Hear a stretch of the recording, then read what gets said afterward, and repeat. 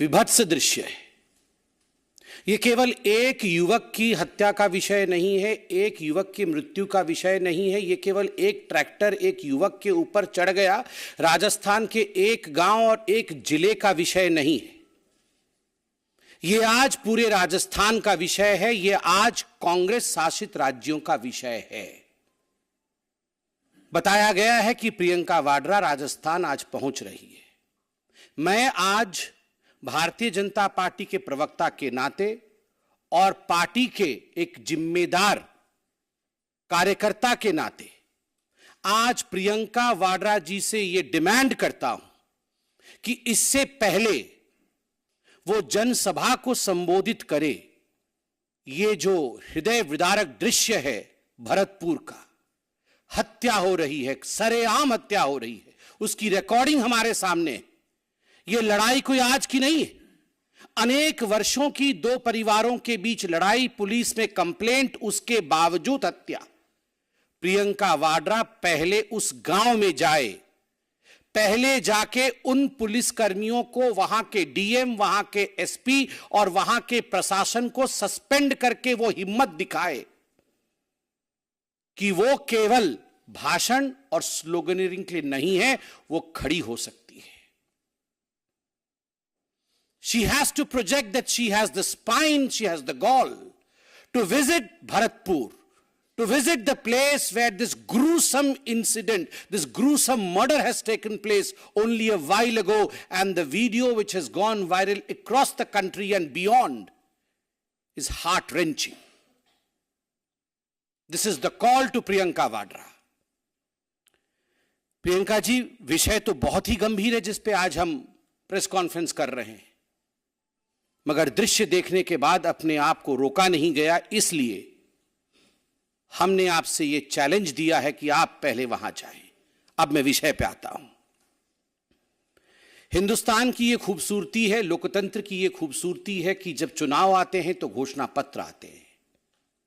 घोषणा पत्र एक पुलिंदा होता है जवाबदेही का, घोषणा पत्र एक पुलिंदा होता है कि हम क्या करेंगे जनता के लिए, हम किस प्रकार से जनता को आगे उनके विकास के लिए काम करेंगे।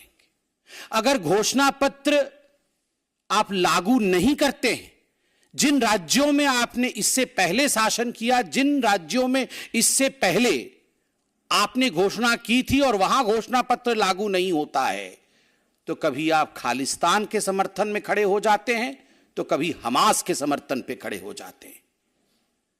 आज अशोक गहलोत खालिस्तान के समर्थन में उन्होंने बयान दिया है। राहुल गांधी और कांग्रेस पार्टी आज हमास के समर्थक के रूप में पूरे हिंदुस्तान और पूरे विश्व में वो देखी जा रही है। आखिर हमास का समर्थन क्यों करना पड़ रहा है?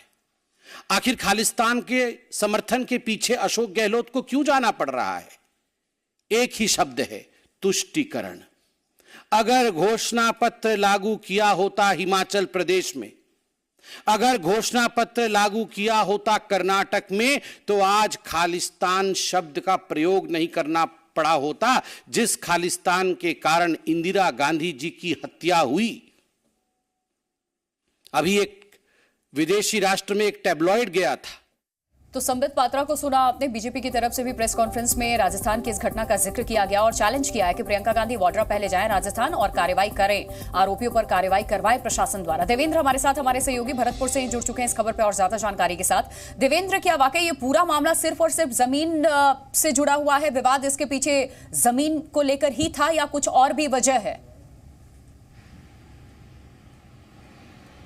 देखिए, निश्चित रूप से जमीन से जुड़ा पूरा मामला है, जमीनी विवाद से जुड़ा पूरा मामला है। दोनों ही जो पक्ष हैं वो गांव के रहने वाले हैं। ब्याना जो थाना है, ब्याना का सदर थाना, उसका अड्डा गांव है। ये जो थाना है, ये पहले ब्याना कोतवाली ब्याना के अंदर आता था, लेकिन जब अशोक गहलोत सरकार ने बजट में नए थानों की घोषणा की तो नया थाना क्षेत्र बनाया गया। ब्याना सदर नया थाना क्षेत्र है। और जमीनी विवाद को लेकर 5 दिन पहले, बड़ी बात यह है प्रिया इस पूरे घटनाक्रम में कि 5 दिन पहले भी गाँव में जिस दोनों पक्षों में झगड़ा हुआ था, अगर प्रिवेंटिव एक्शन पुलिस लेती, दोनों पक्षों को पाबंद करती या दोनों को शांति भंग में बंद करती तो हो सकता है इस तरह की घटना नहीं होती। पुलिस की लापरवाही जरूर यहाँ देखने को मिल रही है, क्योंकि थानों पर जिस तरीके से पोस्टिंग होती है वो सिफारिशों से होती है, और जो जिस तरीके से पुलिस ने रेस्पॉन्ड किया इस पूरी घटना को लेकर, और जिस तरह सोशल मीडिया पर यह वीडियो वायरल हो रहा है, अपने आप में बहुत ही हैवानियत वाली घटना है। क्योंकि जिस तरीके से 8 से 10 बार ट्रैक्टर से जो युवक है, जो निरपराध जिसकी मौत हुई है, उसको कुचला गया, वो अपने आप में बड़ा हैरान करने वाला है। जी देवेंद्र, इस मामले में अभी तक क्या कार्रवाई की गई है पुलिस की ओर से? कितनी गिरफ्तारियां हुई हैं और गांव में शांति और अब ना बिगड़े, इसको लेकर क्या कदम उठाए जा रहे हैं? देखिए, कार्रवाई की बात करें तो पूरे मामले में जो भरतपुर के एसपी है मृदुल कछावा, उन्होंने जो क्यूआरटी टीम है उसको मौके पर रवाना किया है। क्यूआरटी का जाब्ता डिप्लॉयड किया गया है। इसके अलावा जो एडिशनल एसपी बयाना है, ओम प्रकाश कलानी है, वो खुद मौके पर है। घायलों को अस्पताल में भर्ती कराया गया है।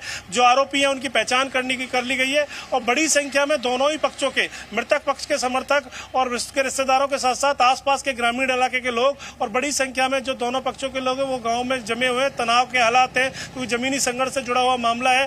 बाद में भी इस तरह की घटनाएं जब इस तरह देखने को मिलती है तो कई बार वार प्रतिवार होता है, और कई बार फिर से कानून व्यवस्था बिगड़ती है। और इस घटना में भी यही देखने को मिला, क्योंकि जिस तरीके से ये घटना हुई और पुलिस को इन्फॉर्म किया गया, लेकिन पुलिस का जो रेस्पॉन्स टाइम था वो ना के बराबर था। अगर पुलिस टाइम से पहुंच जाती, उनको मालूम था कि 5 दिन पहले झगड़ा हुआ है, अगर उस झगड़े को रोकने के लिए कोई प्रिवेंटिव एक्शन लेती तो इस तरह की घटना सामने नहीं आती। जी, गांव वालों की या परिवार वालों की क्या मांग है? क्योंकि हम देख रहे हैं लगातार यहाँ पर कैसे एक के बाद एक लगातार ट्रैक्टर यहाँ पे चढ़ाए जा रहे हैं। 8 बार खबरों के मुताबिक जो जानकारी सामने आई है, इस शख्स को कुचला गया है। परिवार की तरफ से क्या मांग है? क्या शासन प्रशासन के सामने परिवार ने कोई शर्त रखा है? किसी तरीके की कोई कार्रवाई होनी चाहिए, कोई मुआवजा मिलना चाहिए? देखिए प्रिया, इस पूरे मामले में जो मृतक के पिता हैं अतर सिंह और उसका मृतक के भाई विनोद गुजर, उनकी जो बाइट सामने आई है, उनका बयान जो सामने आया, उन्होंने कहा है कि हमने इस पूरे मामले का जो मामला है उसके लिए पुलिस को पहले इन्फॉर्म किया था कि हम जमीनी अपने खेत को जोतने जा रहे हैं। दूसरा पक्ष जब उस जमीन को खेत को जोतने से रोकने की कोशिश की तो ट्रैक्टर लेकर आया और उस पर ट्रैक्टर चढ़ा दिया, और जिस तरीके से निर्दयपूर्वक हत्या की गई, उसके बाद सवाल खड़े हो रहे हैं। सब कहना है कि उनको न्याय मिलना चाहिए, मृतक को मुआवजा मिलना चाहिए। साथ ही उनका कहना है कि पुलिस ने अगर समय रहते कार्रवाई की होती तो इस तरह की घटना नहीं होती। जी बिल्कुल देवेंद्र, आप इस बड़ी खबर पर हमारे साथ बने रहें। आपसे और भी आगे हम जानकारी लेंगे। तो तस्वीरें ये भरतपुर से जो सामने आई हैं, इसने सबको हिलाकर रख दिया है। एक शख्स की ट्रैक्टर से 8 बार कुचल करके हत्या की गई है। जी न्यूज़।